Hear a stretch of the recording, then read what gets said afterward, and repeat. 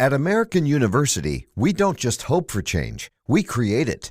We don't just dream of a better world, we make it a reality. With a graduate degree from AU, you'll access expert faculty and connections throughout DC to develop skills and experience to turn your passion into purpose. And that purpose can make all the difference in your career. Discover the difference a degree makes at american.edu/grad school.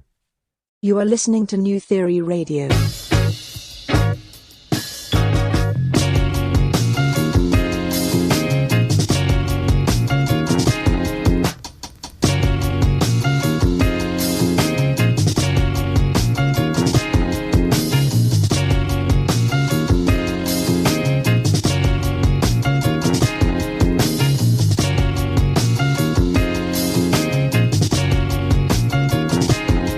Theory Radio.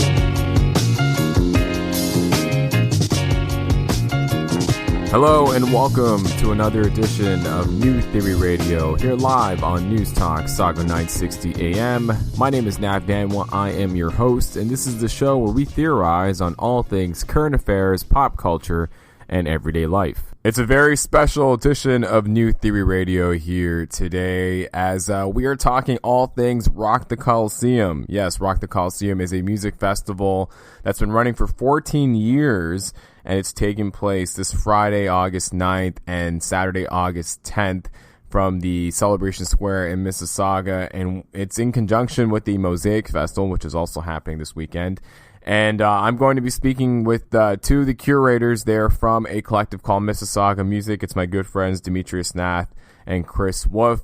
We are going to talk about the festival in greater detail, as well as shed some theories on why Mississauga is such a powerhouse when it comes to Canadian music. It's no secret that there's been a lot of amazing acts that have come out of this city, and I want to get both of their perspectives as to why they thought that was the case. And then we are going to be joined by two artists that are going to be participating in Rock the Coliseum festivities this week.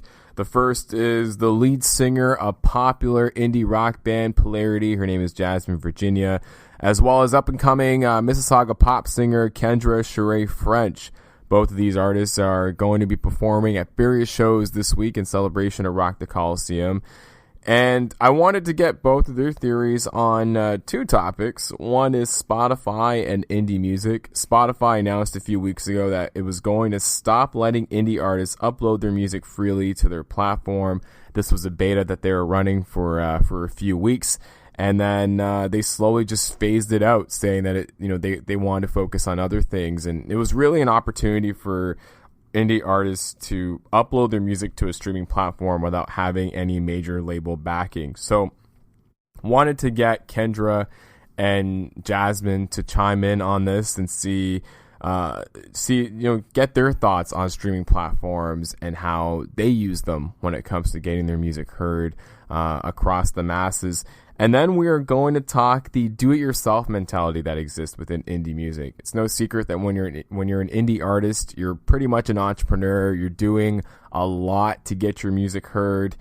And both Jasmine and Kendra are going to be providing me their theories on the DIY mentality that exists within the industry and what goes into a lot of the behind-the-scenes work that is put into the forefront when it comes to getting the music out there and getting it in front of an audience, or even putting on a tour, or even developing merch. There's a lot of moving pieces when you're an artist, especially an independent artist, and I thought it'd be great to get their theories on that.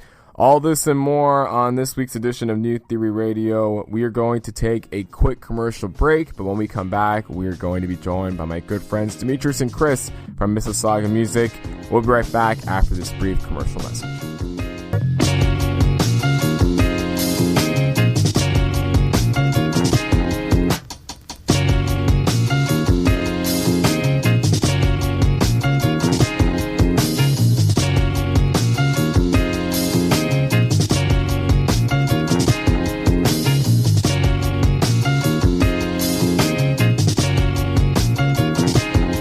Theory Radio.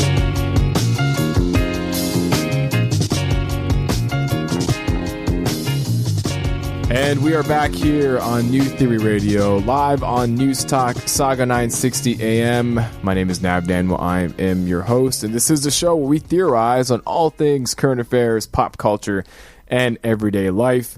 And I'm very excited to welcome my first guest here on New Theory Radio. They are the curators of the upcoming Rock the Coliseum Festival, which is taking place on Friday, August 9th and Saturday, August 10th from Mississauga Celebration Square. As well, they are... I would say the founders of a fantastic collective based in Mississauga called Mississauga Music, which is definitely doing their part when it comes to putting on a lot of different artists from the city. It is my good friends Chris Wulff and Demetrius Nath. Both Chris and Demetrius, thanks so much for joining me here on New Theory Radio. Thank you for having us. Thanks, man. I feel like you guys both wanted to jump in there, but Demetrius won. I rehearsed it. Oh, did you? So I feel like you did. I feel like you did. You seem like a pro when it came to you answering that intro. I've had a little bit of experience in the radio world, what you could say. Awesome. Well, thanks for finally coming on New Theory Radio. You guys are obviously focusing on this Friday and Saturday's big event, Rock the Coliseum. First and foremost, for people that are not familiar with Mississauga music, which I'm assuming is only a few people, because you guys are pretty much all over the place when it comes to everything that you're doing for the city. What is it and how did it start?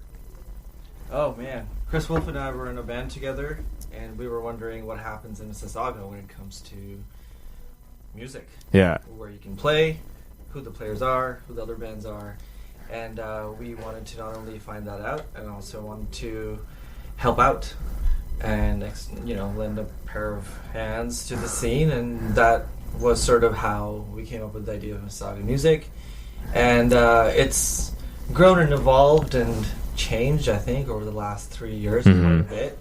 We took on a lot of different projects and initiatives and programming and curating, but through it all, I think we came to the Mississauga Music Week and Mississauga Music Awards, sort of our focus projects, where we have always found the most success and the most excitement and the most support from sponsors, from the city, most enthusiasm. So that's what we're focusing on right now. And Mississauga Music Week obviously starts next week on August 6th, Tuesday, and it ends off with, as you mentioned, Rock the Coliseum on August 10th. So that's where we're at with Mississauga Music. Because Demetrius, your background, obviously outside of being a musician, you are a publicist, I would say, for a bunch of local bands. I do marketing and promotion. Yes. Promotions, radio promotions. Yeah. Quite a bit. I get artists on the radio. Sweet. Get airplay for signed artists, independent artists, Canadian International. That's been my day job for 15 years now. And then Chris, outside of you being a musician, you have a lot of experience kind of on the production side of things, right? Yeah. So I went to Travis, did the audio engineering. I've done a bunch of live shows in different venues around Brampton and in Toronto. Yeah. So yeah. That's awesome. That's great. So I guess it made sense for you guys to sort of come together and put on this initiative. What's been the most rewarding aspect of it, Chris, since you've been involved with Demetrius when it comes to providing this collective to the city of Mississauga? Laughing at my jokes. Yeah. No.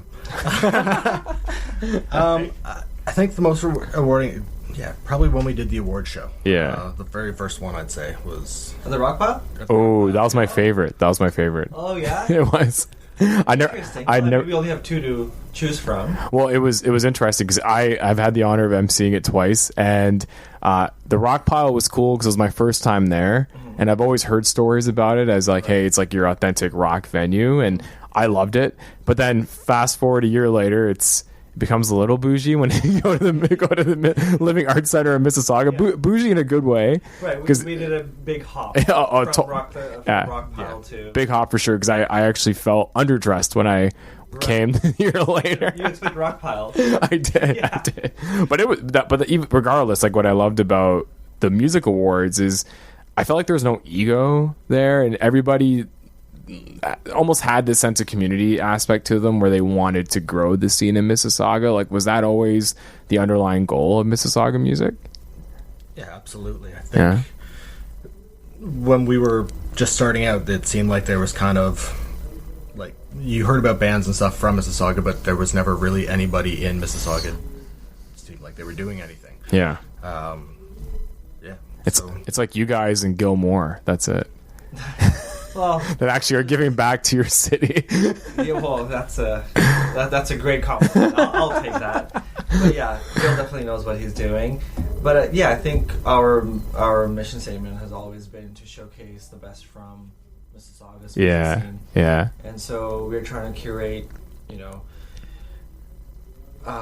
shows and events and everything we do. We're trying to bring out the best of artists, and with awards, I think it's always nice to pat each other on the back, and just give something to upcoming artists, something to strive for, right? Like just putting them on a stage, a really nice stage, with having the mayor in audience, and even the mayor handing them a music award. That's awesome. Like that's just I think really cool experience for an artist on a local level. That's not necessarily signed or touring internationally or making thousands of dollars from royalties or whatever.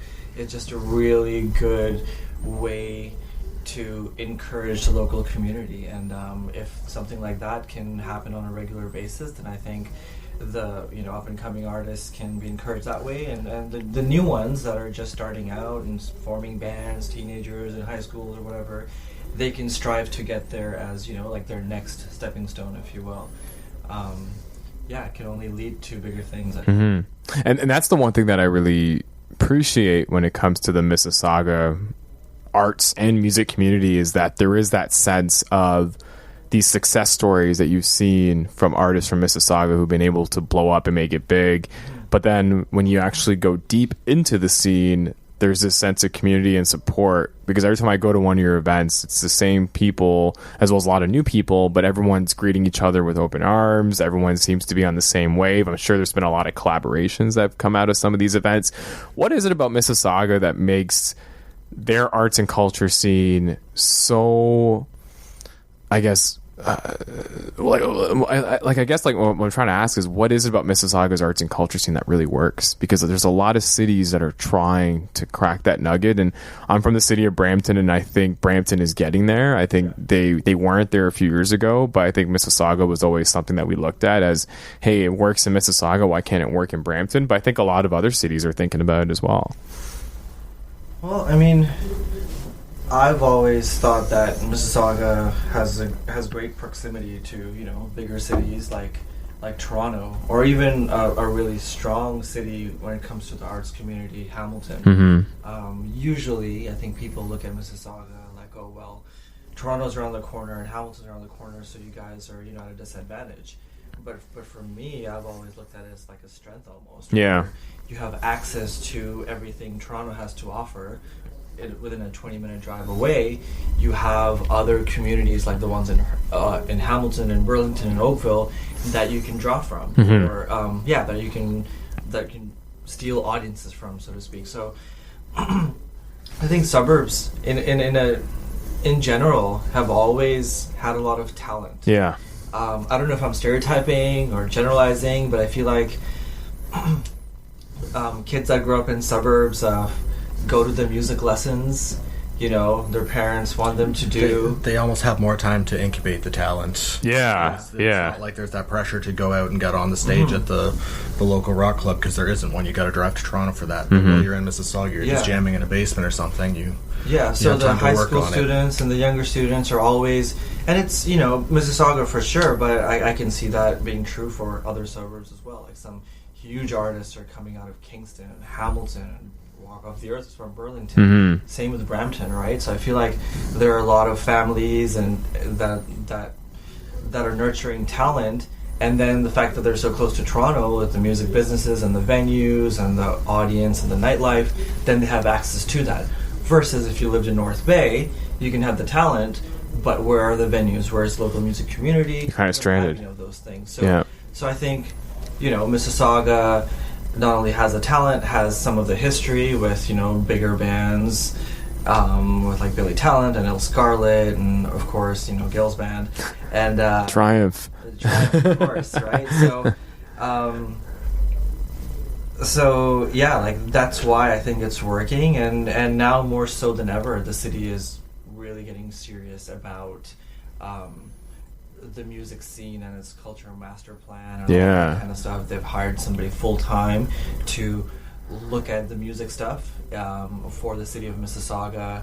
They are transforming a portion of the downtown into what's being called Exchange, where there's going to be a lot of new opportunities. So yeah, they're really ramping it up. So it can only get better. And you touched on a great point, Demetrius, because when you look at the city of Mississauga's infrastructure, you got world-class venues like the Living Arts Center, which you guys will be using in the fall for the Mississauga Music Awards. You have Celebration Square, both the actual square itself and I guess the Coliseum aspect that you guys utilized for Rock the Coliseum. Yeah, like the venues in Mississauga are fantastic, and I think that's what really sets, I think, Mississauga apart from other cities is they really invest in a lot of that infrastructure. Like they really invest in the opportunities, and I guess with the Mississauga Cultural Master Plan, they're doubling down because I guess they see the fruits of their labor. Yeah, we have the Living Arts Center, and right now it's transitioning into the city owning that. Like the city has, it's always been city property, funded, but it was run by, board of directors and CEO and all that kind of stuff. But after, right now they're bringing all the programming and everything in house to the city. So whatever the city wants to do and however it wants to develop the music plan and the culture plan, that's going to be implemented through Living Arts without having to go to a third party. Same thing for, we didn't talk about what's Hershey Center now? The Paramount Center. Paramount Center, right. Mohammed Fakey owns it now. That's it. So, the city owns it now. Oh, okay. Yeah. So Mohammed just put his name on it? Sponsor rates? Yeah, maybe. So it's just sponsorship, but the city took it back recently. Yeah, really? Wow. So, I mean, you know what? Whether that's a good thing or a bad thing, we'll find out in the long run. Because if everything is centralized, maybe we don't know. Yeah. But we know the city is in a place where they want to promote culture and tourism, and music is a huge portion of that. Well, because even, and shouts to the Mississauga Steelheads, even Streetsville, they've created, I guess, a mini square out there where they have live music, and you talk about how downtown's being reimagined. The waterfront, obviously, has had the Waterfront Festival for so long. Like, there just always seemed to have been this cultural movement in the city that allowed artists to really get out there and to really perfect their craft. And again, I think it also helps that you do have people like Gilmore from Triumph, of course, be able to open up his business Metalworks, which is this prime institution for production and just being able to put together high level concerts and stadiums and all that. It's really allowed Mississauga to become this hub. Moving on from that, how would you describe the attitude of Mississauga artists? Do you sense that there is a little bit of a chip on their shoulder? Is there a little bit of ego at play? Or for the most part, anybody that you've encountered, do you sense that there's a like a level of warmness in regards to wanting to collaborate and wanting to build the scene? Or is it one of those situations where, hey, I'm in the burb, I'm just trying to make it big and leave? Who should be thrown at the bus? That's what this question was for. Yeah. There's a bit of a mix. Yeah, it's always a bit of a mix. Yeah. I think anywhere you go. Yeah. I mean, for the most part, I think everybody, like you said, when you go out to the awards or when you come down to Mississauga Music Week next week, you'll see a lot of this familiar faces and some new faces, and we all know each other, we all like each other, and we've collaborated, we've played each other's shows, we go out to see each other's shows. Some of us have toured together. Yeah. But, there are always artists that are still reluctant to put Mississauga as their, origin or, the city where they're from, which is understandable because on a world stage, you want to say you're from Toronto. Which I don't get because, like, people are now taking a lot of pride saying they're from Brampton. Like, I do that a lot. And now Alessia Cara has said it openly in interviews. We've heard Russell Peters. We've heard, Roy Woods, who's part of OVO, say that they rep Brampton. But outside of Party Next Door, I've never heard another artist really rep Saga as much. I think you have to hit a certain critical mass before you can do that. Yeah. I think, once you're playing arenas, like Billy Talent, you can say Streetsville and put Streetsville on the map. But if you're playing local venues, I think the best option that most artists feel is to say they're from Toronto. There's always that default. Yeah, it's the default, right? But to answer your question, I think that it's always a mix. There are some of those artists that aren't open to being involved with what we're doing. Maybe they feel like they're above it, shoeboxing themselves. Oh, gotcha. Maybe to be, I don't know. I actually don't know. Because I've heard that from not from artists in Mississauga, but artists anywhere that have a sense of fear, really getting too involved in their communities because they find that it might force them to be in a box where they can't really escape it. They almost become the local celebrity, and that becomes their role. Yeah. And then you have some artists which totally embrace that because they like being big in their city. They like being able to play locally. They like being able to get in front of people that they've grown up with. I understand that to an extent. Is there a fine balance, you think, between the two that can be attained? Well, I understand that mentality to an extent, but how are you going to be GTA famous if you can't be famous in your own neighborhood? Yeah. How are you going to be popular in Canada if your own city and your own friends and your own high school friends aren't going to support you? Yeah. That's always been my thought process. It's like, sure, like, yeah, you want to go, you're a Canadian artist, but you don't really want to focus on Canada because you might be big in Europe and the US. In many cases that has worked, but majority of the times, if you're wanting to be big in Australia, you have to do it in your own turf first. Exactly. That's where you'll see the most support. That's where your family lives. That's where your friends live. And if they aren't coming out to your shows, maybe you're not that good. Straight out. I mean, I'm an artist as well. I'm in a band as well, and it's hard getting people out to shows. And so my eyes aren't set on playing a show in Vegas because I could go and play there in front of 10 people. But I'd rather play in front of 50 or 100 people at home. Exactly. To know that, the 10 people beyond my, close family are interested in my music and think that our live shows are worth it. And then I can set my eyes on the bigger picture. Yeah. It's a good way to put it. Yeah, it's strategic, and it's, step by step. It's all, you got to plan it out. You just can't, you can't shoot for the moon right off the get-go. Because, I've always seen artists say, oh, for me to make it big, I got to move to Toronto. I got to do the open mics. I got to get on the bills. I got to know so-and-so promoter. I got to be at every single event. And I think...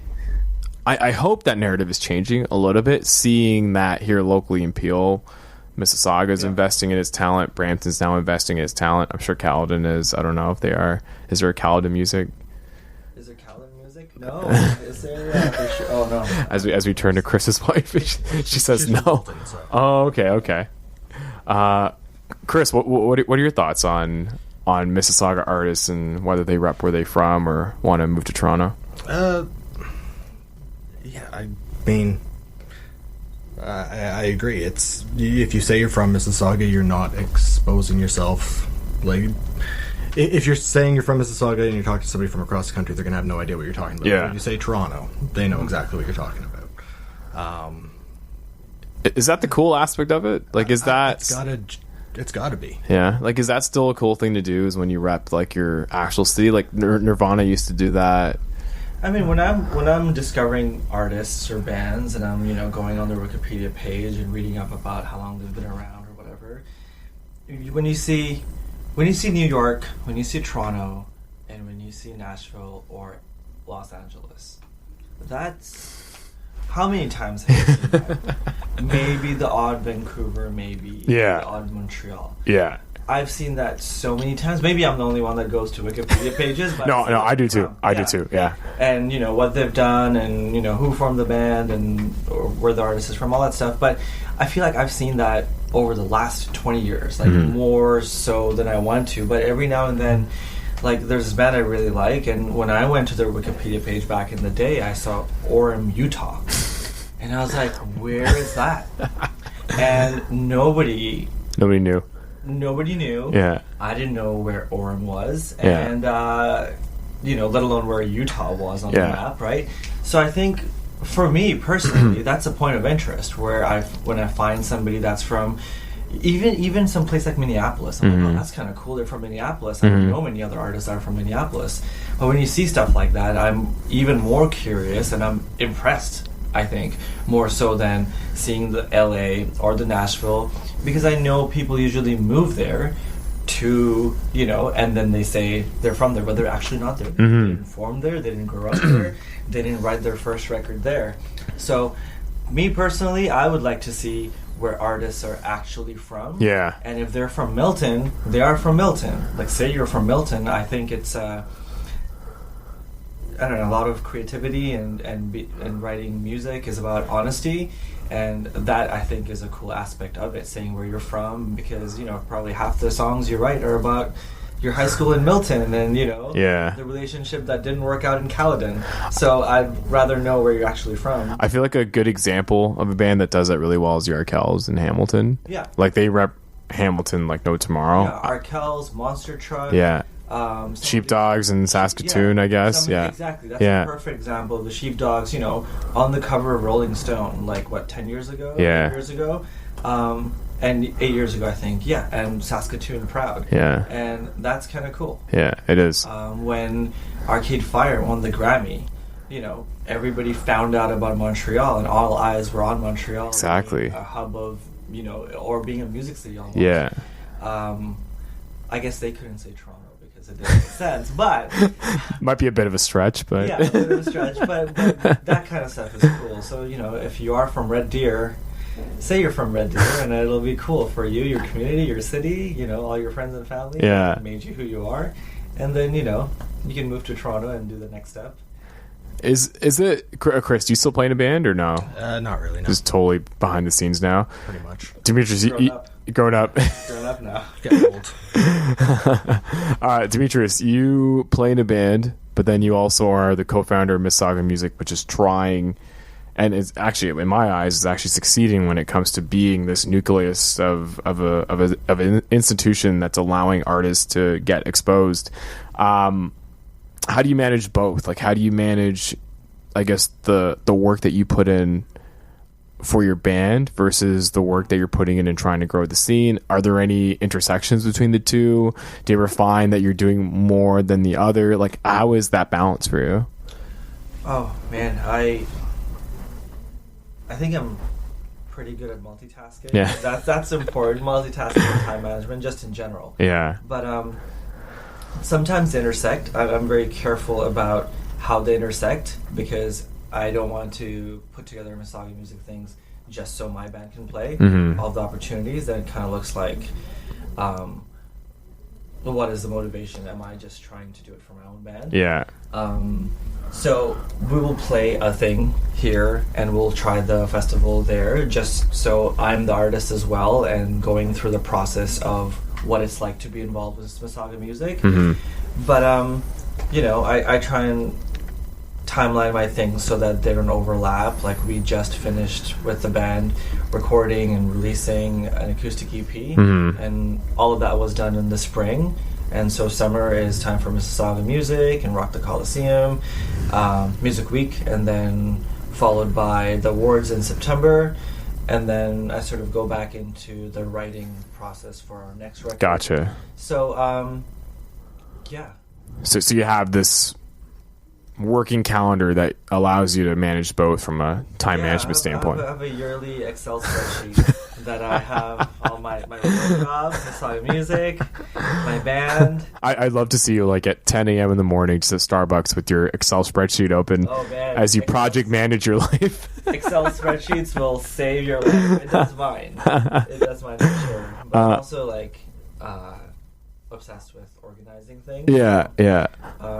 But yeah, I mean, you have to prioritize, right? So yeah. Today, like, my band isn't. It's in my top 10. Yeah. It's not my priority. Yeah, so yeah. to speak. One last thing I want to ask you before we wrap up this first segment is you guys have also been involved with Canadian Music Week or Indie Week. Actually, both, right? Yeah, and what I love about your involvement in both of those areas is that it's Mississauga music bringing Mississauga artists to Toronto. And I think there's obviously going to be other opportunities to do that in other cities. And even when I think about North by Northeast, like I did a show dedicated to the This is Brampton North by Northeast showcase. And it just so happens that while I was looking at the bill for North by Northeast, Saskatoon had their own showcase. I think there was an Indigenous showcase as well, profiling a couple of the areas out west. So you're starting to see a lot of these local movements taking place, and then allowing them as a collective to travel to other cities and to showcase the music that's coming out of a specific place. What does that mean to you? Like, is that a part of the ultimate mission for Mississauga Music, is being able to do these showcases where you bring artists from your city to other cities to really provide them this exposure and new audiences? Well, initially, we did a few showcases at Canadian Music Week and Indie Week in our first couple of years, and that was one, of course, to showcase artists that otherwise weren't getting on those bills or wasn't getting on that brochure or that marketing, and and get them that spot, and also to get our name out there, right? Like, it was great to put on a showcase at Canadian Music Week and Indie Week, so people knew that, Mississauga music is a thing, and they're doing a showcase, and it's going to be filled with Mississauga artists. Yeah. So it was a win-win, and and it was programming for them. So it wasn't like they were hurting or they had to give up anything to give us that spot. So, but I mean, we did that for a couple of years, maybe a few years, and then 2 years, yeah. Yeah, so we did it 2 years in a row. But I didn't see a lot of success from it. Really? Eh? Yeah, it was good. I mean, I think an average amount of people came out that would have maybe come out to Canadian Music Week showcase or Indie Week showcase anyway. Yeah. And it was also because most of our efforts are in Mississauga, whether they be highlighting local talent or bringing talent from outside into Mississauga, which is what we're doing with the Coliseum. So for us to go out into a different city, Toronto,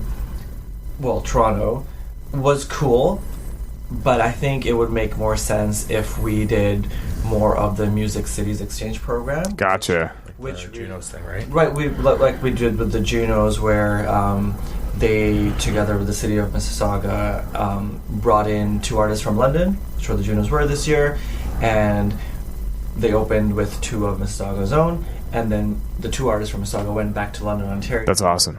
That's great. If there are opportunities like that with a little bit more profile, that's further from Toronto, where maybe a Mississauga artist doesn't get to play in Edmonton or doesn't get to play in Calgary, or has a neat showcase lined up in Montreal, and we can do that exchange where not only can we send somebody out, but we can also bring somebody from Montreal into Mississauga. Maybe those Montreal artists would have never played Mississauga otherwise. That, I think, has more value than for us to go year after year back into Canadian Music Week and do the same thing and maybe bring out the same people. Yeah. Like, it's not... I don't know if it's worth the... Yeah, CMW and Indie Week are so big that our shows kind of just get lost in the mix. It's just another thing happening on a Thursday night. Whereas, like with the City Exchange, it's more of a one-off kind of thing and a bit more of an event. Yeah, and especially when you think about how big Toronto is, there could be that stigma for a Toronto person thinking about, why would I want to go see some Mississauga artists perform when I can go see this person who I've known for so long, or this person who has a higher profile. Like, there is that snobby mentality that still exists in the city, which again I think a lot of people are. Yeah, it's Toronto. Like, it's what you get with the big city, right? Yeah. But no, I think the exchange program was awesome. Remember, I think Arlene Pakulin was a part of that exchange, right? So that's great that people like that, who have been working for a very long time in building up their profile, have been able to take advantage of programs like that. So kudos to you guys for putting that together. We are going to take a quick commercial break here on New Theory Radio, but when we come back, we're going to have more with the group at Mississauga Music here on News Talk Saga 960 AM.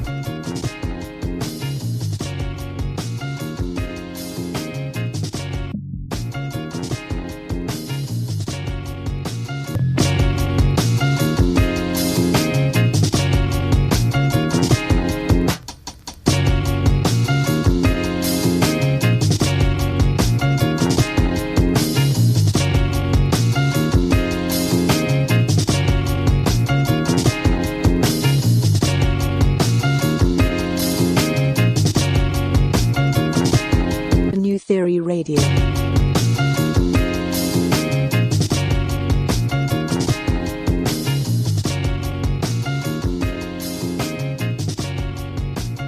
And we are back here on New Theory Radio on News Talk Saga 960 AM. I'm your host, Nav Nanwa, and this is a very special episode this week. We are profiling Rock the Coliseum, which is taking place on Friday, August 9th and Saturday, August 10th at the Mississauga Celebration Square. And previously in the segment before, we had heard from the founders and curators of Rock the Coliseum, the founders of Mississauga Music and the curators for this year's Rock the Coliseum, Demetrius, Nath, and Chris Wulff. Now we're going to profile two amazing artists that are going to be performing this weekend for Rock the Coliseum.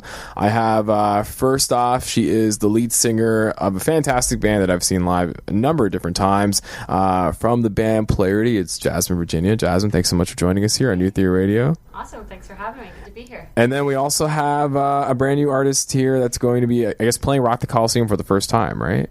No, I'm doing Rec Room, actually. Oh, you're doing the Rec Room. Ooh, interesting. Yeah, so August 6th. Oh, yes, this Tuesday coming up. It is Kendra Charest-French. Yes. Almost. It was so close. Hey, guys, what's up? I almost ruined it, but I didn't. It's okay. It's okay. I own it. I own, because people butcher my name all the time, so I look at it. It's hard. Names are hard. They are. Names are hard, yeah. But yes, thank you both for joining me. Again, super stoked for Rock the Coliseum, obviously, which is taking place this weekend, as well as the beginning of Mississauga Music Week, which, Kendra, you'll be kicking off. Yeah. Wanted to start things off, because here on New Theory Radio, we theorize on all things current affairs, pop culture, and everyday life. And I wanted to bring up an interesting fact that had come out, or an interesting initiative that did come out earlier this month with Spotify. They announced a few weeks ago that it was going to stop letting indie artists upload their music directly to the platform. They said at the time they were running this beta test where indie artists like yourselves could just freely upload music on Spotify, get your listens, and not have to be associated with a third party or a label. They decided to put a stop to that, and they said the reason why they did it is they felt like their energy could be spent elsewhere, which is a bit of an interesting response. But some people felt that they did it because some artists felt that it was very limiting to have your music only on Spotify, and Spotify technically having ownership over your music because they're kind of acting like your label. While some people looked at it, or some artists looked at it as a negative, saying that this almost this was a move in the direction of allowing artists to have full ownership over their music. Now it's not. So I wanted to get both your theories on this. I want to get both your theories on streaming. We were talking a bit off air regarding just the way that the music industry has changed and how more and more is being relied on live shows when it comes to making a living. But what's your thoughts on Spotify and them putting a sudden halt to this? Maybe Jasmine will begin with you. Yeah, I think it's interesting because, like, as far as my understanding, they were asking exclusivity of the song. Yes. So, from that perspective of an artist to sign all of your, sort of rights away to Spotify for them to own the music, doesn't seem like what we want to do now is get our music across multiple platforms. Totally. In many ways, people can sort of ingest it now that we're not, quote unquote, making money from the actual music. It's the point is to get it out there into hungry ears and build new fans. So, yeah, the fact that they were asking exclusivity for it, I thought that was very bizarre because not everybody consumes music on Spotify, period. But then, they already go through third party. Like my band Polarity, we do go through third party. We go through TuneCore, and there's tons of them. There's CD Baby, and there's other ones. In some ways, it's beneficial because it sort of minimizes the fact that we already have multiple accounts to be managing. We have a Facebook, we have an Instagram, we have a Twitter. Oh, it's a lot. So then to go in and have your iTunes and your Google Music and your Amazon, TuneCore sort of allows you to kind of log in and distribute to iTunes, Spotify, Google Music, Amazon, like a ton of them. Yeah. So that's sort of on like the pro side. On the con side to like third party distributor is then there's a fee for any upload that you upload. And I don't know what they are across all mediums, but TuneCore specifically is $50 per upload. So I think that's whether it's a single or whether it's a full album, it's per year you have to pay per Yeah, albums. So Polarity has 4 albums, so it's about $200 a year for us to renew our TuneCore, and then as we keep producing music, it's just going to get more and more expensive. That's crazy. Because then that's almost a deterrent in regards to you wanting to put out more music, because you know that you have to pay for it for people to listen to it. Yeah, and that's kind of the interesting thing. Is it's one thing we don't, like, artists know, again, we're not really making money off of the exact music, but we don't want to have to keep paying to promote it, I guess. Yeah. So luckily for us, we've sort of just kind of been breaking even, which is nice, but it requires a lot of streams. That's all it does. You have to be at a certain level for you not to be always going out of pocket all the time. Yeah. So yeah. Kendra, your music is not on streaming platforms. No, not currently. Okay. But I find this topic really interesting. Just because, in a way, like, I understand that it's a business. Spotify, in a way, they still have to make money, and it's same as, like, record labels. They care about your music, but only to a certain extent. It's just a business. You still have to make money off of it. But in an aspect, like Jasmine said, there are platforms like SoundCloud, which, to my knowledge right now, SoundCloud, you can upload just straight your music. You don't have to necessarily pay for it. And we were saying off air that it's so expensive to be a musician, especially an independent one. And, we're already putting so much money into recording the song and trying to promote ourselves and all that the least we want to do is just make a little bit of money off our music that we're putting out to the world. So it might deter people depending, how much they want to invest in themselves. If they really want to, Spotify is a great platform to do that because it reaches so many people. But I don't know. I'd be interested to see the ratio of people that actually are deterred by that, and musicians, and how it affects things, and how many people are going to stop putting their music. The one thing I find fantasizing regarding these sort of issues that we're seeing when it comes to the streaming world is that you have platforms like Bandcamp, which a couple of the artists that I know use quite a bit, and that's really enabling them to make a direct profit on some of their music versus giving it out for free. But I'm surprised that we haven't seen a Spotify or Google Play or an iTunes actually reach out to some of these platforms and create this strategic partnership where Bandcamp almost becomes the distributor for some of the music that's being streamed, and there's that type of rev share model that's taking place. Like, I don't know, like, that's what I find. Or is it Bandcamp's responsibility to maybe add in a feature that allows artists to upload directly but also make money if they want to pay for it? Like, I don't know, like, I guess what I'm trying to figure out, and this is me speaking from a fan standpoint, because there's a lot of artists that I like that are on Bandcamp but aren't on streaming because of the whole money aspect of it. And I don't mind giving them my money, but I am one of those consumers that does consume music on Apple Music and Spotify, and if I can freely download it, it's so much easier than just buying it and dragging and dropping it to my iTunes and then uploading it old school styles. Well, that was, like, I feel like that's becoming more and more of an issue nowadays, is that, again, like, we're putting so much money into our music and people aren't paying for it at all. So not only are we not getting the money from, the streams, if that happens, then people are just, illegally downloading stuff. So maybe in an aspect, it may be a little bit better in a way for Spotify to take some of the money from that to really, like, properly distribute it. Maybe not. Maybe that just may benefit the bigger artists. We don't know.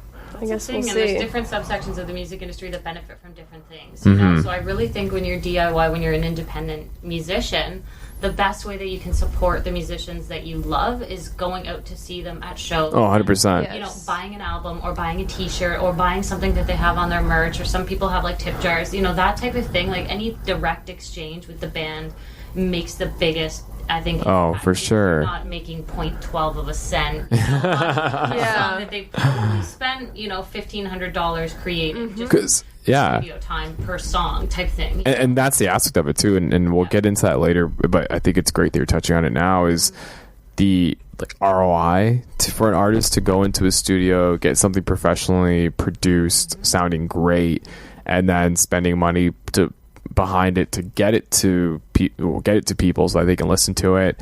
Like it is a lot, and it's kind of a shame when you look at the streaming model. And again, I don't want to put the onus just on streaming, but even when you looked at the CD model, like it still wasn't any better, I would say. Like it was obviously a physical exchange that was taking place. The payments were probably bigger, but you had to obviously sell a certain amount of CDs to break even. Yeah, but I think a lot of the like non-musicians don't really think about that, just because music is so accessible nowadays. I know. And it's literally everywhere you go. You can illegally download it, you could stream it everywhere. Yeah. And you don't necessarily have to pay a cent. So I think some of the listeners just think that, you know, they don't actually know how much work and time and money goes into literally even just one song. Yeah. How much effort and how much you put your heart and soul into that, just because there's so much out there. There is. So it's totally so easy to get lost as well. And it's also sucking the talent pool from like the artist perspective. Because there's tons of great artists that come into the music industry, wide-eyed and bushy-tailed,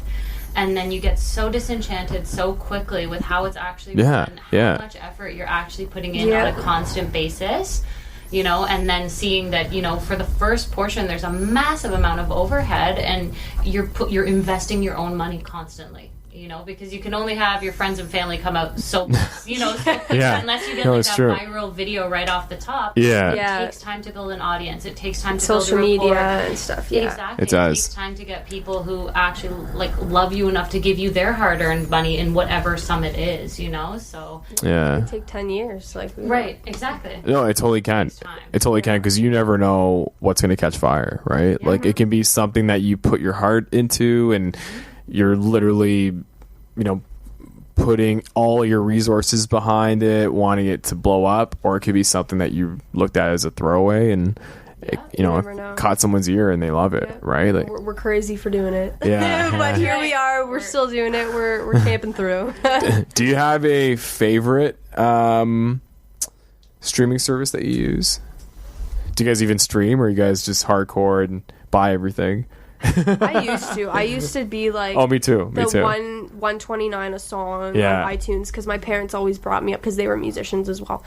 So they always were like, you're not streaming something, you're not illegally downloading it, you are buying it, because $1.29, think about, you're spending $1.29 and it adds up, but think about the work that went into it, and just all the dedication. It's a cup of coffee, right? Exactly. Not even. It's like 3/4 of a cup of coffee. So put your money into it, support people, like even like we said, like going out and spending $10 on seeing a local artist as well. But now I don't know, I got iTunes Music, Apple Music. So I've been like that. I still pay for it. Me too. Like a month. I never have illegally downloaded stuff. I actually got suckered into buying the family plan, so my brother, my sister, and my wife are all on the same plan. Nice. And I'm the one forking the bill, but whatever, I love music.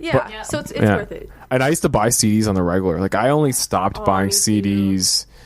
The last CD I bought, because I'm a big Jay-Z fan, was Jay-Z's last album, 2 years ago. I love CDs, though. Oh, me too. Going to the store and picking up the physical album and seeing the pictures inside, that's the best. And I still like the feeling of putting it on in my car. Exactly. And that's my favorite music time, is listening it to a car and being able to hear everything. But now they're producing cars without CDs. I know. Craziest thing, because so many of our fans come up and say, I'm going to buy a CD to support you guys, but I can't even play it in my car anymore. And it's just true. It's like, oh my gosh, it is literally becoming a CD. Like, that used to be the cassette as well, right? And you have to want the whole album. People just want quick, I want this song, I want this song, I want this artist.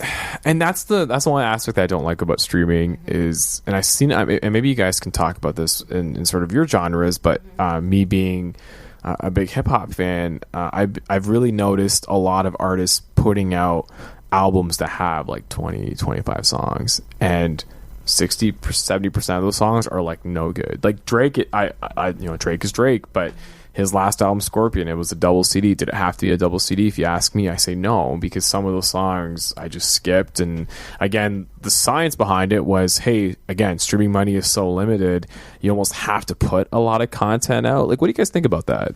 I personally, so many people have also recommended to our band, like, you know what, when you're about to go into put out double albums, right? Well, yeah. Well, they say like write 25 songs and then pick 5 or 6 or 8 or 10. Whereas that's never been our model. Our model has always been write quality music. You love it, you record it, period. Really throwaway songs. Exactly. So I find it very bizarre that it's almost like there's like this sort of like mass push for just content and it's not quality. Exactly. So it's exactly. just oversaturating the market. Yeah. Like you said, like you buy an album and you only like 4 songs, as opposed to the days where, you know, some bands, and some bands still do, make an amazing album start to finish, and it deserves to be heard in sequence because there's an artistry to it. There's a fluidity to it. You know, there's a beauty to it. It's not just, like, cool, there's 5 hits that we're pushing to radio that are going to be the bangers, and then there's 25 songs that nobody cares about. Exactly. Buy anyway because you're a huge Drake fan. Exactly. Yeah, you're just going to hit the download. I think it's just like people want it now. They want more and more. Yeah. Because things are just so throwaway. That's the thing. Well, I mean, I'm guilty of it a little bit. Like, I mean, my mom's car doesn't even have an aux cord, so it's a little hard to find. So do you have like the tape deck set up where you gotta like throw? We have like the full CD. Okay. So like I'll still bring my classic CDs, but like sometimes I'm like, well, I don't want to listen to a whole CD unless I really, really love the artist. But I want to just go like. Sometimes I don't want to necessarily buy the whole CD because I just like you said, exactly, one song on the thing. So I want to do like this song of this artist, and sometimes I won't even like specifically the artist that much. It's just I love the song. So I just want to keep it on replay. You know what I mean? I'm usually like that with streaming, where if it's an artist, I don't know, that hey, maybe their single's very catchy, and now that I have access to streaming on my phone, I don't have to make that outright purchase to buy their album. I'll download their album, and if nothing clicks, I'll just delete it. Like that's, which in hindsight, like I never think about that from an artist standpoint, because again, to your point, to the points that both of you guys are making, is that there's so much hard work being put into some of these albums that's the transaction now, where you hit a simple download button, and if you don't like it, you delete it. And it's nothing physical, there's no attachment, and we are very fickle. But maybe from the artist's perspective, you know, if you love that one song enough to go see them in concert, they've done their job. That's true too. You know? So that's true. Yeah. Thing that, you know, sometimes the one-hit wonder bands make the most money because people loved that one particular song. But that's I really true. think, you know, artists, you know, they really want to capture that lifelong fan. They really want to capture those people that truly get and resonate with what they're doing and love their music, love their message, you know, love everything that sort of goes into their social media output.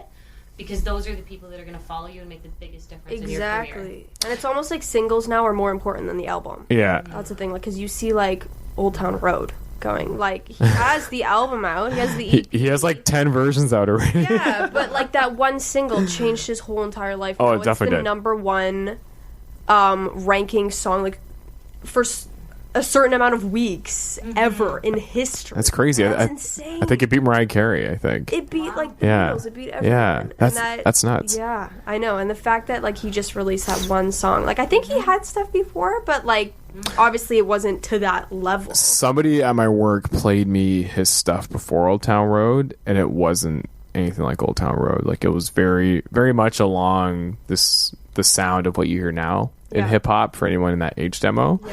And it was like revolutionary, that song. Yeah. He got lucky. No, totally. Lucky. So in that instance, being that both of you guys are artists and you sort of understand the way that the streaming world works now, would you rather have that one song that blows you up and that becomes the song that sort of pays your bills, or would you rather have that classic album that, again, people absolutely love, that resonates with them, but knowing that that classic album is a lot harder to attain in this climate because people, again, just have low attention spans and just want stuff now. Yeah.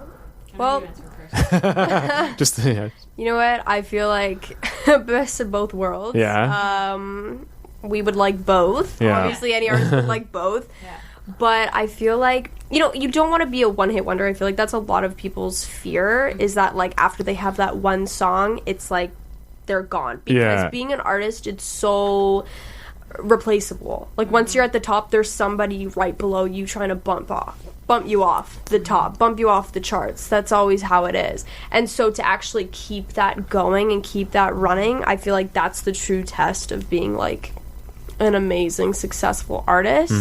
But personally, no, I wouldn't want a song to just be it. That's all I know. That's all people know me for. Like, you know, it shows that we were talking before off air, like Lady Gaga too. Like, every album that she comes out with, maybe it's not 100% mainstream, but every song is just a solid, good written song with passion and dedication and all that. And she's had, like, obviously amazing top singles, but to have a good album, that's how you, like, album after album after album, that's how you have a long-lasting career. Yeah. Because everyone wants a long-lasting career. Totally. One-hit wonders run the risk, and it's very true, of being that flash in the pan. Yeah. Where they are literally hot for the month of April, and then nobody knows where they go. They're into obscurity. They get, all this attention for like 6 months to a year, and then they're depressed because nobody cares because they haven't done anything. Yeah. Whereas, for me personally, like, striving for like longevity in your music career, like you were saying, Kendra, is creating sort of prolific albums, releasing great music front to back. That's how you build cult-like followings. Like, look at Tool, look at big bands like Deftones or Memphis. It's like you can tour the world and be a very successful artist that people have loved for 20, 30, 40 years, that are always excited about your next hit. Yeah. Again, it's not necessarily for everybody, but no music is. It's not necessarily 100% radio mainstream, but you're still filling stadiums and touring and making money. Exactly. Well, not every song has to be number one. Yeah. Because you can't always be number one. Everyone can't be always number one. No, Yeah. exactly. And what's number one to you is going to be different than what's number Oh, one for sure. to you. To me, like, everybody has a different flavor of favorite song. Yeah. And even favorite songs can vary from time of the day to mood to what's happening in your life. So it's fluid. That's what I worry about when I think about Old Town Road, and the fact that Lil Nas X is probably in his early 20s. He's literally my age. Yeah. He's 21. Yeah. Oh, you're 21? Wow, Yes. you're such a baby. I'm 10 years older than you. It's nuts. Wait, as we all look at Demetrius. Yeah. So what's scary in that instance is the fact that he is 21. He's blowing up. I think I don't know. He to me, and this is my opinion, maybe it changes. I'm hoping it changes for his sake. He's on that one-hit wonder path, or who knows where he'll be in 6 months. Maybe he's up to remix 451. Yeah. I don't know. Honestly, I listened to the EP.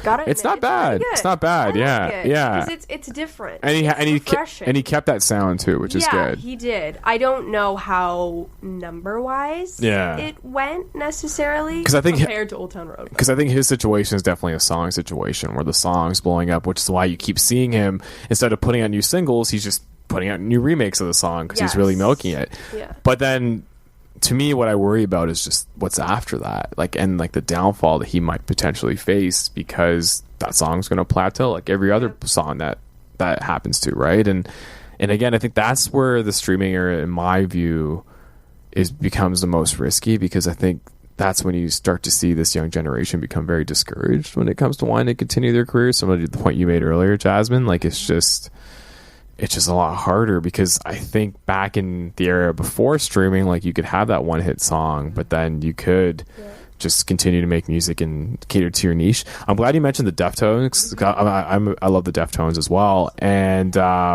Chino is like an OG. But I remember when White Pony came out, and that Change in the House of Flies was their foray into commercialism in a way, right? Commercialism, not the bad way, but commercial music. Yeah. But now they're kind of back being cool and underground again. So they kind of found their niche. Do you see that ever happening to any of these artists that are coming up? Them being able to break the mainstream, but then go and become cool underground? To be honest, I wonder too, because, a lot of having longevity as an artist is having your head on straight. Yeah. Having good family support, having good friend support, also understanding that your true internal core value doesn't come from the opinion of other people. Or the money. Right? So, sometimes with these artists, it's they break, they're so, young, everything's sort of happening, and then, all of a sudden, it's it's almost over before you know it, because you were caught up in such a crazy whirlwind. Interviews, you were sleep deprived, you were partying, you were on stage, and then next thing you know, it's next year, and everybody's already listening to that person that just bumped up from behind you and their new tune. Totally.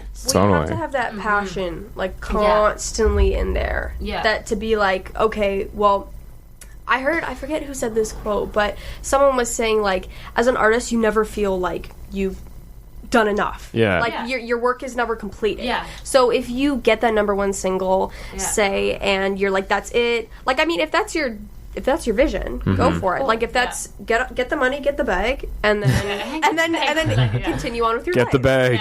But if your passion is music and that's what you want to do for the rest of your life, obviously he'll never have a single that's more successful than that. That's just reality of it. But if he has a passion for music and you want to make this your life career, you just gotta keep going and working hard and putting stuff out. Yeah, my biggest buzz as an artist, and I know I speak to a lot of other songwriters, you know, as a songwriter, is writing a good song. Yeah, totally. It's truly a special moment. Either whether you're in your own private space with your journal and you've just worked out that awesome vocal melody and to go with this cool part, or it's so satisfying. For me, with the band too, like you're just jamming and it's all really coming together. Like that's what we live for. They're private moments. They're not public moments. Like I think that's true artistry. There's something introverted about artistry, because like that's really what it is, and that's what that passion is, that drive to keep creating. There's a really good podcast. Do you guys know Malcolm Gladwell?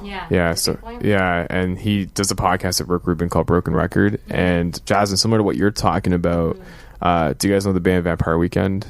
A little bit. So Ezra Koenig's the lead singer, and I'm a big fan of that band. So what was cool is when their last album came out a few months ago, Rick Rubin and Malcolm Gladwell did an episode with him, and they talked just about that, because for himself, it took them like 6 years to come up with their follow-up, and the album that came out before that was like critically acclaimed, like people were saying it was a classic, and since then, like, band members have changed. Like, there was a band member that produced a lot of the previous album that's no longer working with them. And it was interesting to get into his psyche, because you got to hear his process and how it didn't come down to, hey, I need to put an album out right away. It was like, let me take my time until we come up with those right melodies, or we all in the room feel good about songs. Yeah. And that's the way it should be. It should be like that, It shouldn't just be like, oh, I'm pumping out music just because I have to pump it out. Like, obviously, you have a time frame, especially if you have a label. Yeah. There is a time frame when you need to do certain things, depending on how big of a celebrity you are, too. Like, if you're Adele, like, you can take as many years as you can, come back and have the #1 album, but... Oh, everyone knows her next album's going to be about her divorce. It's so obvious. Oh, God. You know, we can't always do that, but if you're simply just pumping out music just to pump it out, and it just means nothing to you, it's just for the content, it's just, that's not satisfying. As much money as that brings you, as much success as that brings you, like, everyone's gonna know a classic song, and I think the audiences now are really realizing that authentic artists are where it's at. You know, when you see Billie Eilish and stuff just doing what she wants, wearing what she wants, she's not listening to the mainstream, she's pumping out the music that's personal to her and beautifully written by her, and I feel like that's what audiences are really going to connect to, rather than just like a fluff song that's on the charts for like a month and then it's gone. It's not a classic. Actually, before we sort of get on with the next topic, like, what can people expect from each of your performances? Maybe Kendra, will begin with you. Like, how long have you been doing music for? Ooh, well, I started off as a dancer, like way back in the day, like break dancer. Honestly, I loved hip-hop. Okay. So I guess we can count that. And then I did a little bit of musical theater, and then I discovered music, and I was like, I threw that all away. Oh, really? I was like, music is where it's at. Do you encompass any of those elements into your performance? I do a little bit. Like, I've always been a really dramatic kid. And, like, I've loved, like, even as a kid, I just loved the spotlight and, like, being extra and all that. In the best sort of way, so I think that's really, like, helped me with my performances, because, you know, like I said, my biggest idol is Lady Gaga, so I love the drama and the performance aspect of it. So, yeah, for my Rec Room performance, we have some cool stuff planned. Wow. We have some cool props. Oh, okay. You know, I'm going to be doing a little bit on piano, a little bit of tracks that I produced and stuff. That's awesome. So it's all original music, so if you guys want to check that out, you guys won't be disappointed. So that's sweet. That's awesome.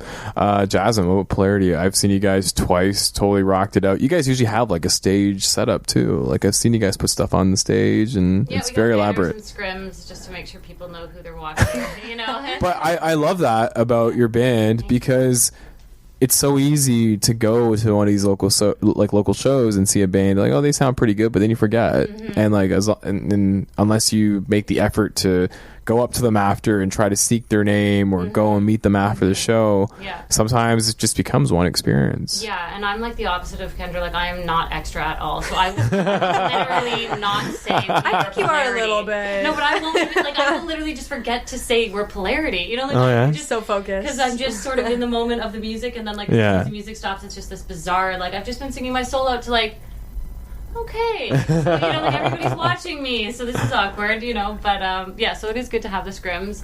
Polarity is a 5-piece alternative rock band. That's basically just how I describe, you know, what we make. Alternative being hopefully the key word, and like, you know, we are alternative. People say, you know, I don't really know how to define you're not metal, you're hard rock, you're independent, but you're not indie. So I'd like to say we just, you know, make authentic music in the moment. We work really hard. That's sweet. Good music. We don't have any backing tracks, so you come to a Polarity show, you hear what you hear, and that's 100% us. That's awesome. That's awesome. You know, the cool thing about both you guys, or both you girls, sorry, I keep saying guys. Okay. Sorry, I didn't mean to offend you. There's no gender. All right, sweet. All right, all right, we'll just stay binary on the podcast. It's no secret that when it comes to indie music, and we just had a really great conversation around streaming and Spotify and how they were trying to help indie artists, and then they decided to pull back.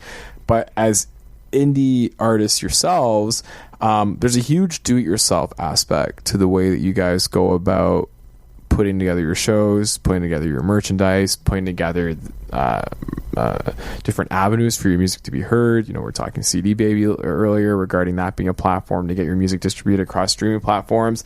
Like, it's very much you're the one running the show.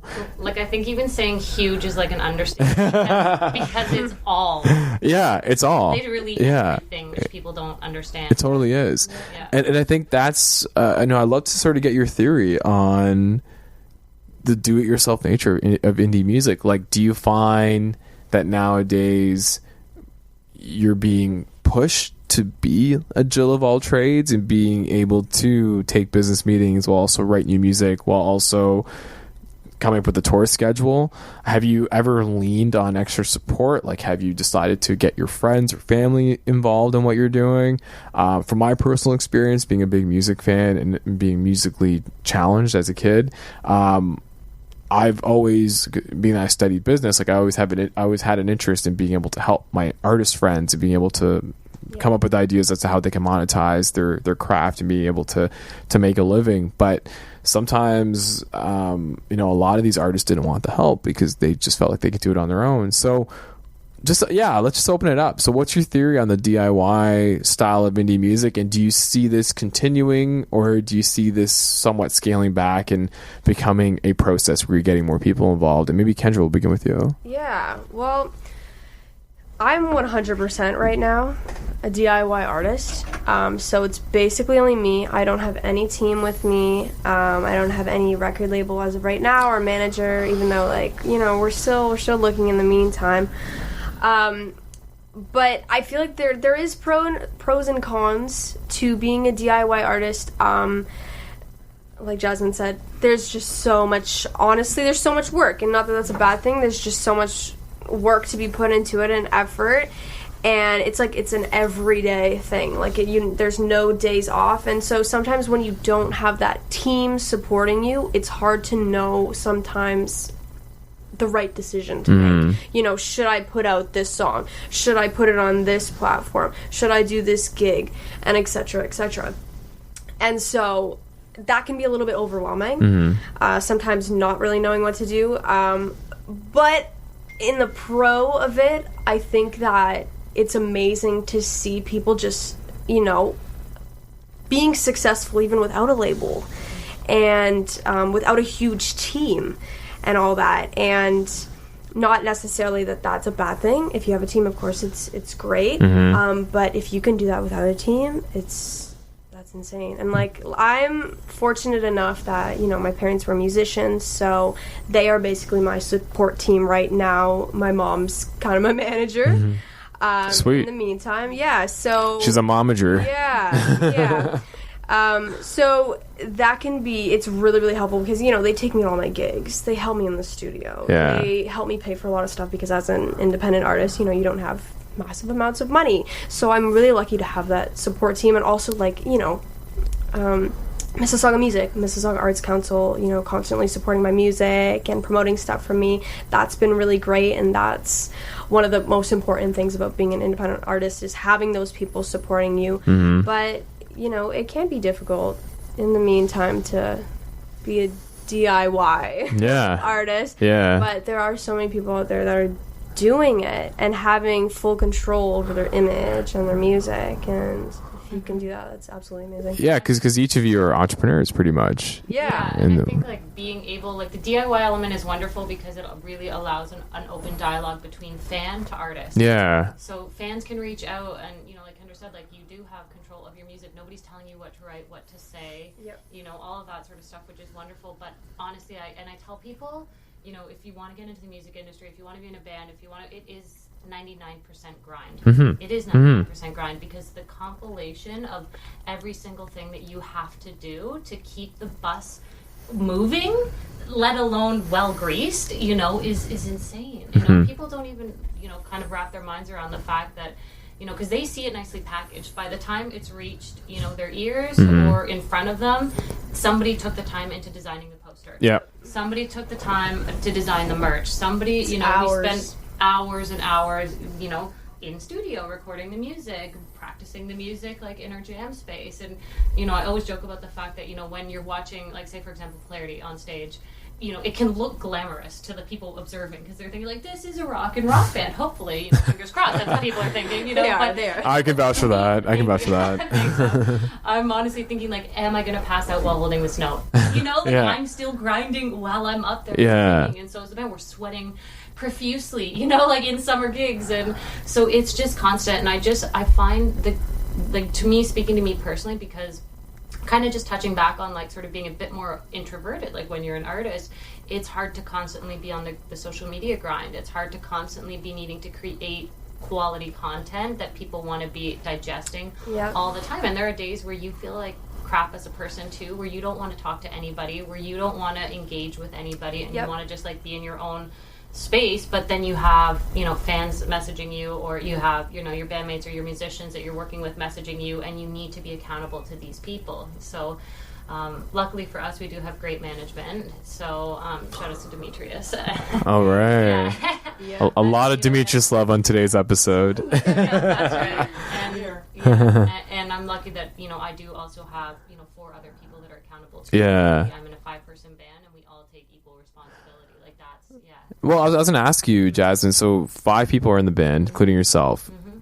Do each of you 5, outside of the role that you play in the music making, is there a specific role that you've allocated? So is one member like the merch person, where they're in charge of merch? Are you like the social media person? Like, how does that work? Yeah, so luckily for us, we all sort of found our groove within that. So our drummer, Eric, he's our merch guy. He takes care of ordering the merch and, you know, doing all that. Like, we contribute with the design, but if I provide him the design, he'll do all the sourcing. I'm getting it from this company, this is how much it's costing, I'm going to pick it up here. He also does all of like the tour logistics, you know, booking the hotels, you know, renting a trailer if we need it, all that sort of stuff.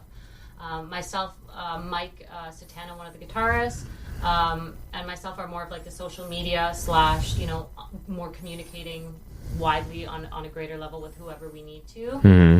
Our bass player Darren, he's really good at sort of like booking the shows, and then our current guitar player Matt, he was great at doing the music videos. So everybody does have their space outside of the band where they're doing not related music stuff, but it all relates to the band. So it's nice. That's like, I totally love that. I love that about that DIY mentality, is everyone has a role to play. Everyone feels like there's a team effort that's coming to fruition. It has to be like that. Otherwise, resentment builds and bands break up. Or artists break that's true. up. You know, like, Kendra, if you're out there hustling your music, but the guitar player that you hired doesn't show up, you're going to be so peeved. 100%, you know? Like, and that's what happens, that sometimes you start working with people and they don't have the exact passion that you have. They don't have the work ethic, and, you know, they're slacking at practice, right? And it's like, you can't function like that. Everybody has to be all in.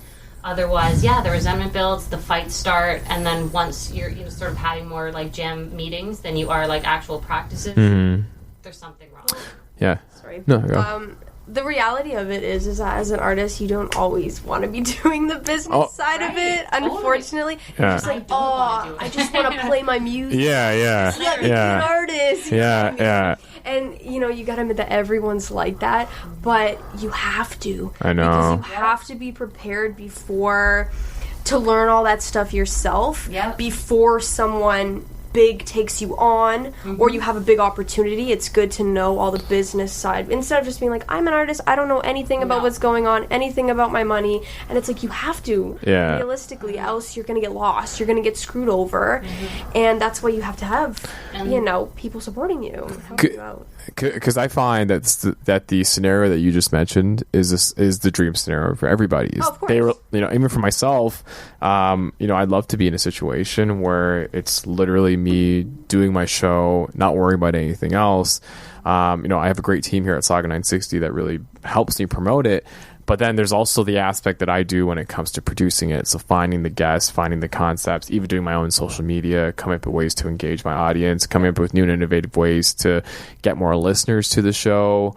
Man, it's just, and it makes it, and don't get me wrong, like it makes it a lot better when you see those gains because you're really into it. But I've seen situations where I've had artists approach me being like, hey, let me do my thing. You know how to run a business, like do it. And I always say no to those situations because I don't feel comfortable taking ownership over an artist and where they want to go. Like I want it to be a collaborative thing because ultimately I want them to be happy as well.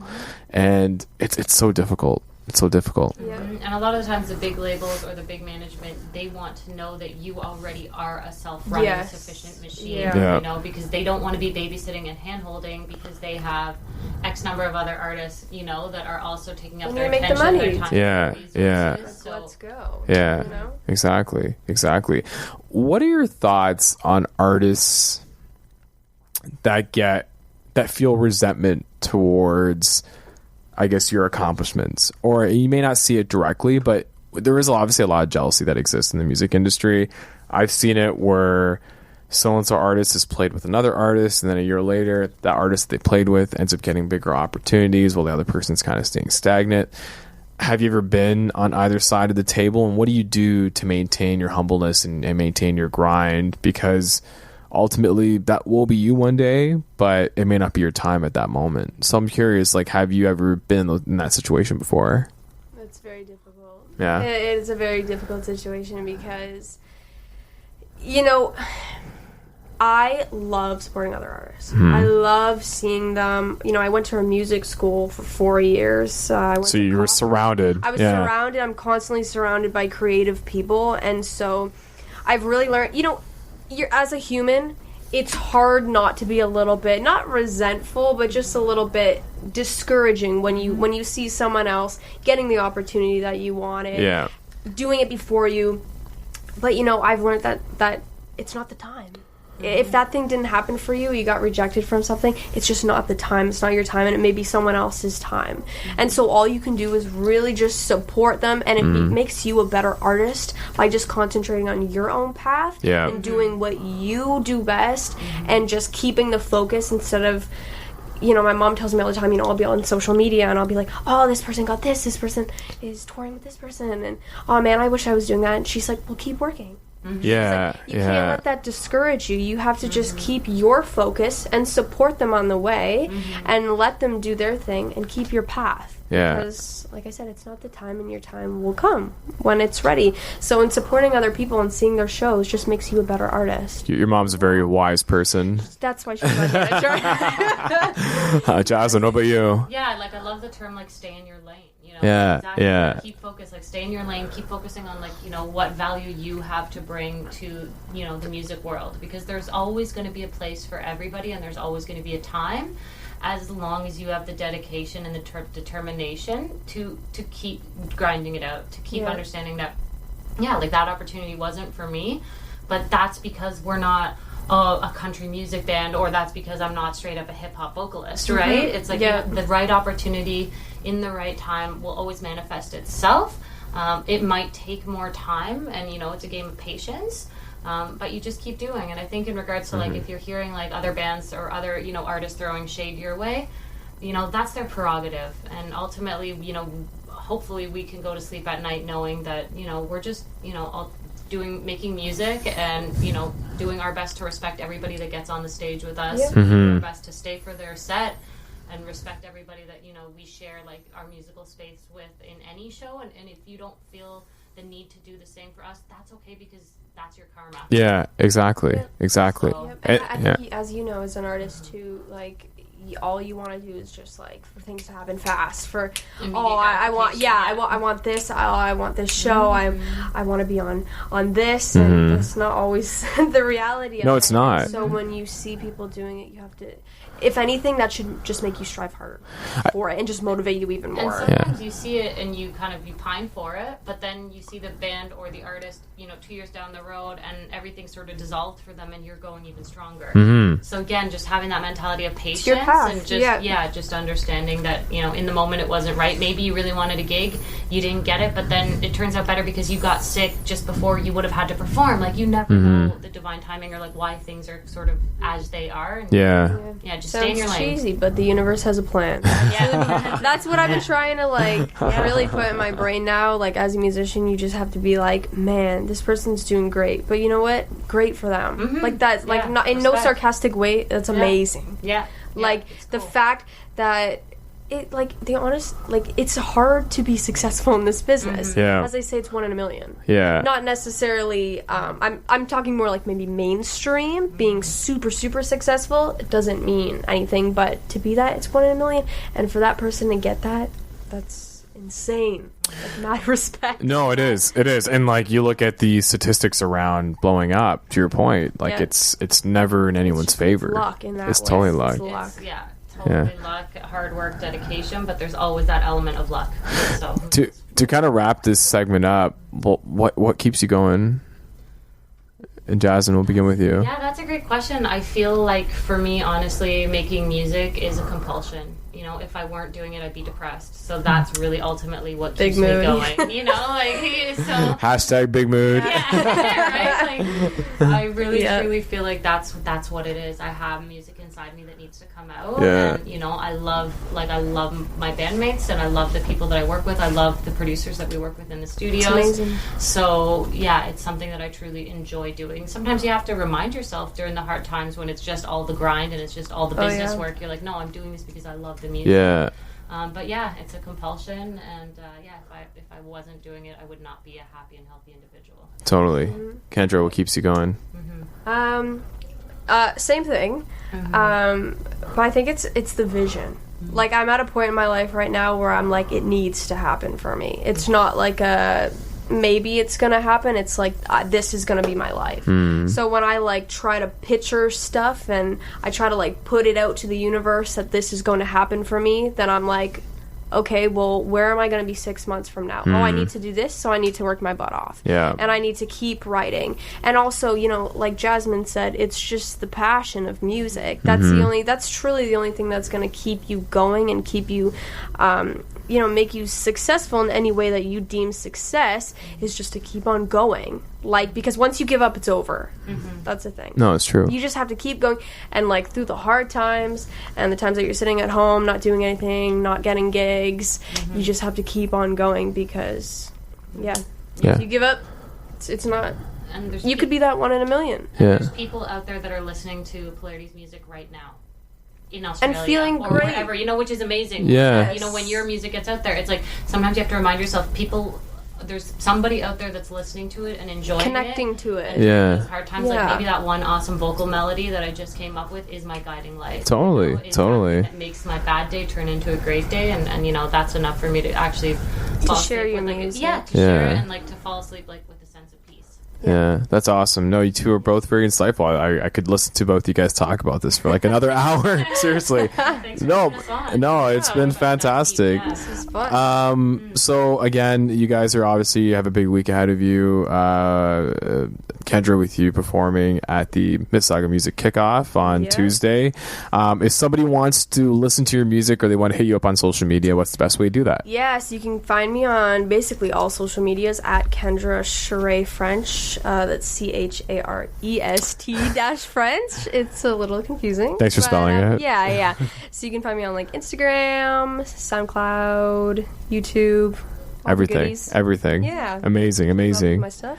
And then Jasmine, you're performing on Friday at Rock the Coliseum. If people want to connect with you or Polarity, what's the best way to do that? Yeah, so Polarity, all across all mediums at Polarity Music. You'll find us YouTube, Instagram. On YouTube though it's different. It's at Polarity Official. So YouTube, we have a lot of videos out on Polarity Official, but everything else is Polarity Music. Yeah. And then you can find me at Jasmine Virginia on Instagram. And if you want to shoot me a message, I always love hearing from people who love. Awesome. Slide in the DMs. Pretty much. Well, awesome. Well, thanks, Peace, for joining us again. Go check out both Kendra and Jasmine and the rest of Polarity this week. We'll be right back again to wrap things up. I'm going to get Demetrius Nath back on to give a little rundown on what's going on for Mississauga Music Week here on New Theory Radio.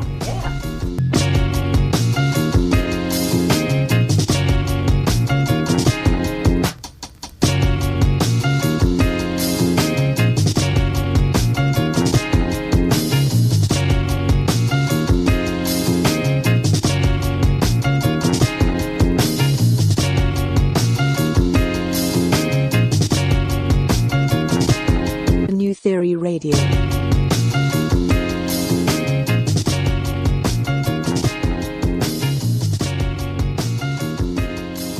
And we are back here from commercial on New Theory Radio on News Talk Saga 960 AM. My name is Nav Nanwa. I'm your host, and this unfortunately concludes this week's episode of New Theory Radio, a special Rock the Coliseum edition of the show. And before I go, I want to welcome again Demetrius Nath, who is one of the co-founders of Mississauga Music, as well as one of the curators for Rock the Coliseum, as well as Mississauga Music Week. So, Demetrius, feel free to give us a rundown on what's happening, because it is a jam-packed week. It is 5 days worth of music programming in Mississauga. We kick off next Tuesday, August 6th, with the kickoff party at the Rec Room at Square One. We have Kendra playing. We have David Boyd James, country artist, doing really big, a lot of big things recently, and we have Forrest, last year's Best Acoustic winners. They're all performing, and our host Randy City is going to announce all the nominees for the Mississauga Music Awards for later in the fall. Later that evening, we have an open mic jam night at Cullen's Irish Pub with Mad Zaddy and Young Honey. That's in Streetsville. Wednesday, the day after, August 7th, is the open mic run by Mississauga Arts Council. That's at Celebration Square Amphitheater. Awesome. Same place where the Rock the Coliseum will be later that week. And we also have the Rock the Coliseum and Mosaic Gala at Living Arts Center. That's an invite only, unfortunately. But I don't think I got an invite yet. So well, you know what? Neither did I. So I'm hoping it's still going down. Thursday, August 8th.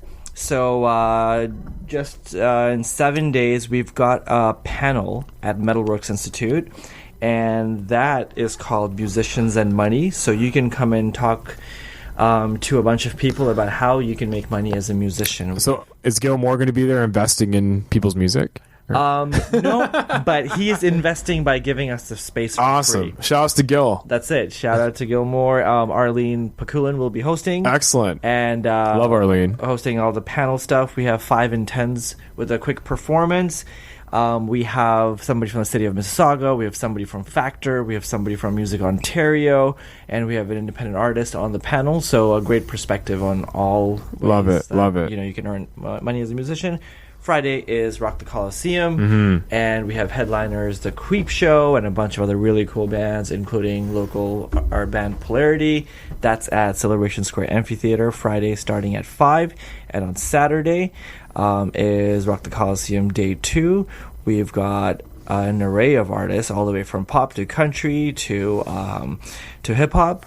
Headlining is Hawaii Mighty from Brampton. Represent. That's it. You're well familiar with. She's killing it, man. She is. So I had to book her before she gets too expensive. Shout out to Hawaii Mighty, man. That's it. So that's it. It's going to be an action-packed week, I should say. And every event is free to the public, and they're all ages. That's awesome, man. So bring yourself, bring your kids, your husbands and wives, your grandparents, everybody's welcome. Awesome. Well, congrats on the upcoming week. And if people want to connect with Mississauga Music, how can they do that? MississaugaMusic.com. Awesome. There's a contact form on there. All the social media links are on there. So MississaugaMusic.com. And do you want to promote your personal social medias or no? No? Everything's private. Okay. If I like you enough, let me send a friend request. Yeah. Just let Demetrius find you. Demetrius, thanks so much, man. This was great. Shout outs to you and Chris. Yeah, it was fantastic. Again, don't miss Rock the Coliseum and Mississauga Music Week. Thank you for tuning in to this week's edition of New Theory Radio. If you want to connect with New Theory Radio, it's at New Theory Radio across Facebook, Instagram, and Twitter. If you want to connect with me, it's on Instagram at Nav Nanwa or at nnanwa on Twitter. And this show will be podcasted. So if you're listening to it right now, which is Sunday, it will be up both on Spotify and iTunes tomorrow. Thanks so much for tuning in, and you will hear all of us next time. Peace.